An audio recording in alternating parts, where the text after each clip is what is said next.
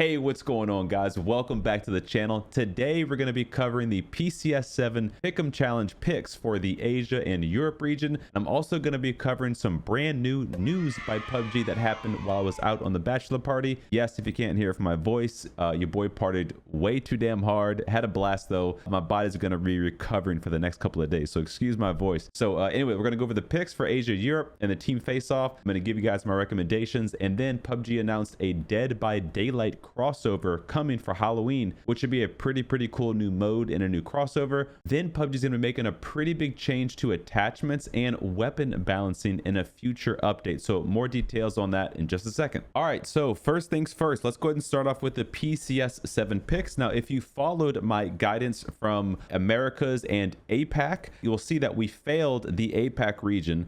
The team that ended up winning APAC was actually my 5th pick, and I'm sure if you're like me and like most of us, we didn't put 5 coupons on this region. I only put 2 myself, and unfortunately did not come in clutch there. So Day Trade took it home. If you voted for them, GG to you. Make sure you claim your points. Americas, we were successful, however, and we said EU and or Sonics would win. Sonics did win, so we need to go ahead and claim our EP. That EP then go to our EP store, and we can use that to redeem on any of these items. Now, if you want to get the PAN or the UAZ, you're going to need 150,000, which means you'll need to win another region or get some of the free EP that they give out by watching the official PUBG Esports live stream. Okay, now with that out the way, I'm not going to go over all the details again like I did the last 2 regions. I'm just going to give you my picks for Asia, Europe, and the team face-off challenge, because I'm sure you probably heard it before, at least the way I go over the picks. For Asia, Jin G was my first #1 pick, and again, all of my information, my picks are based off the stats that we have available after each team's first weeks of games. Okay, so Jin G would be my first pick. NH Esports would be my second pick. If you have a lot of coupons, like say 3, 4, or 5 coupons, and you want to put them all on one region, it would be Jin G, New Happy, 17 Gaming, Bay, and Games Forever. Games Forever, where are they at? Games Forever Young, there you go. So that would be my pick. If you had 5 coupons, you wanted to put them all in Asia, it'd be those and in that order. For EU, I didn't put any votes in EU because I only had 2 coupons left, and I think it's typically best to put 2 or more coupons in one region. That way you kind of increase your odds of getting that region correct. You know, anything can happen in PUBG Esports, you know? Bottom tier teams can have a really lucky breakthrough game and really flip the script. So for EU, Polish would be my first vote. Where are they at here? Where are they at? Here we go. Polish Power. Question mark would be number 2. The Woo would be number 3, and they're actually looking pretty darn good according to the stats. 4 is Win or Die. Where are they at? Here you go. And then 5 is Phase. So those would be the teams I pick, and in that order.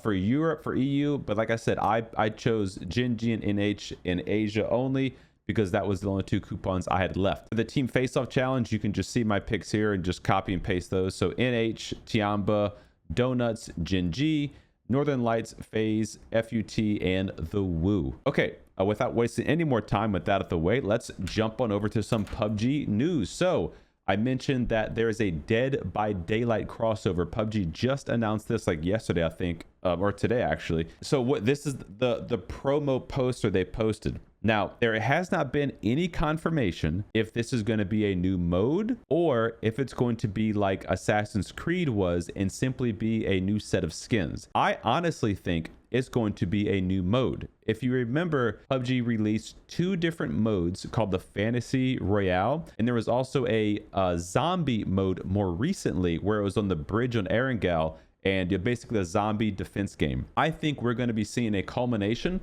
of those 2 modes, the Fantasy Royale, where there's crafting and you can upgrade your character over time throughout the match, and the zombie defense game where they had like interactive things in the map that you could do, like traps you could set and that kind of stuff. I think we're going to see a combination of those 2. So we're going to have these, what do they call, the demons or whatever in Dead by Daylight. These are going to be new skins, new melee weapons, new hats you can buy, that kind of stuff. But also there's going to be a new mode where you have to do like the stuff you do by Dead by Daylight with like generators and gas cans and that kind of stuff. I can totally see PUBG doing both. Now, again, that's not confirmed. That's just my inkling, giving the little teaser that we have here and given PUBG's recent history with those new modes. So we'll have more details on that soon, of course. So keep it locked here for those updates and on Twitter or the Discord, and we'll make sure to keep you guys updated. Another thing, there's a free way that you can enter in to get 1,000 GCoin by PUBG. Very simply,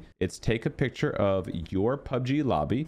You simply go to your game, get to this home screen, take a full screenshot of your lobby, and post it to your favorite social media site. Okay, so you have to make sure your PUBG name and everything is in there. Like, take a picture of the entire thing. It can't be someone else's, has to be yours. And then you go to Twitter, Instagram, or Facebook. Only one of those places. You don't post it on all three. You don't get multiple entries. I mean, you can post it on all three, but you will not get multiple entries. In your post, you have to type your PUBG in-game nickname. It has to match that, the platform you play on, the hashtags, which are hashtag what's in my PUBG lobby, and then hashtag check my PUBG lobby. So you post that on social media, and then PUBG is going to select 300 people, and you're going to get 1,000 GCoin. So 300 people will get 1,000 GCoin. Okay, so super simple. Don't miss out. The deadline is October 11th, and then they'll announce the winners October 28th. Okay, all right. And the last thing, which this is going to require a whole nother video when they actually do make the change, but in the latest PUBG dev letter, they've detailed their gunplay development direction, and I'm going to keep it brief and simple on this video, and we'll go into more detail on it. But basically what PUBG is doing is they're taking weapons and attachments that don't see much love, and they're going to be buffing the weapons and attachments that don't get much use.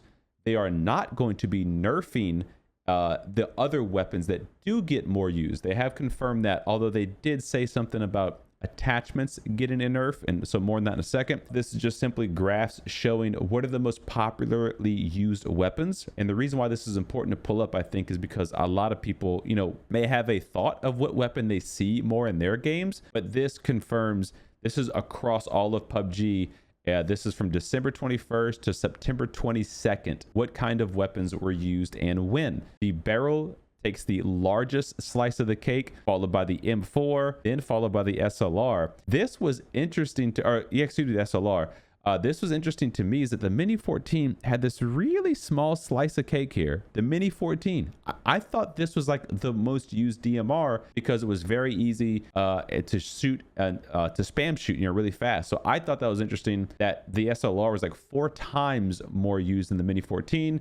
Then of course sniper rifles, and interestingly enough, the Ace has cut out itself a nice little piece of the pie in terms of usage rate. Now, what also is something important to remember is that was about 2 months ago, they reverted the nerf on the M4, essentially buffing the M4 along with the other 5.56 DMRs, which did see a slight spike in the usage of those weapons. So keeping with that kind of same mentality, PUBG is, this dark mode never works, man.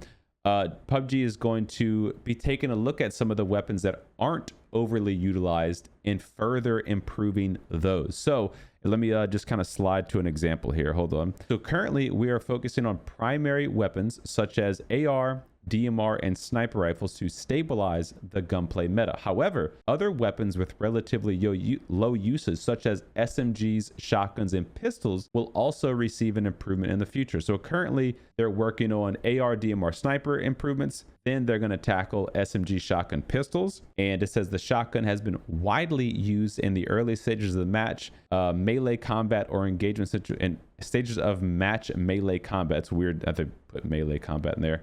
Or engagement situations when clearing buildings.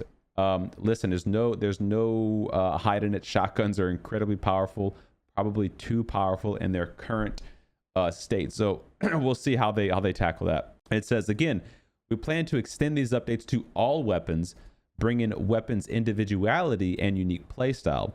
The introduction of new gameplay elements will create an environment where unpopular weapons can have an advantage depending on the situation and compatibility. Of course, primary weapons like AR, DMR, bolt actions will still be at the heart of the meta and will be of utmost importance. So then they go on to talk about attachments. Now, again, I'm not going to read all this stuff. They just talked about the heavy stock that they added, which is actually pretty damn good. The heavy stock is a pretty good attachment for spray ARs and LMGs. Where did my voice just go? LMGs? I'm Ron Burgundy. And in addition to the heavy stock, they said an update 20.1, which is coming pretty soon. I think in the next 2 weeks, the already powerful vertical grip will have a utility nerf, and the rest, meaning the rest of the grips, will receive a direct recoil / utility buff. Now, what they mean by recoil buff is making it easier for it to control the weapon's horizontal or vertical or horizontal recoil. The utility buff is all of the side benefits of the grip. So like, for instance, reducing weapon sway, having recoil recovery being improved where the gun comes to a resting state faster, having faster ADS speeds. Those are utility buffs, which is going to be really interesting how the changes they make shake up the attachments, because currently it's pretty widely known the vert grip is the most highly used grip, followed by the half grip, the red looking grip. Then the lightweight grip is the best tap fire grip, and then it kind of dribbles down from there. Thumb grip is kind of like, you know, for the really good players who want the fast ADS speed and can handle the less recoil control you get from it. So again, that's all going to be coming in update 20.1, and I'm sure they'll do subsequent updates, but the big one coming soon is 20.1, and we should have patch notes for that really soon. All right, so that's really it for the dev letter, guys. Overall, I think it's a great change. They're going to be, you know, trying to even out the meta and shake the table up a bit, which I think is always good for new and existing players. So I'm looking forward to the changes that they do make. And of course, I'll keep you guys and gals updated on everything they make. Obviously, get subscribed to the channel, hit a little bell for notifications to be first notified of my new videos.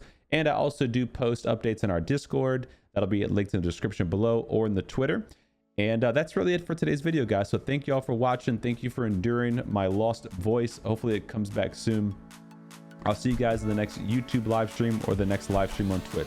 Take care. Peace.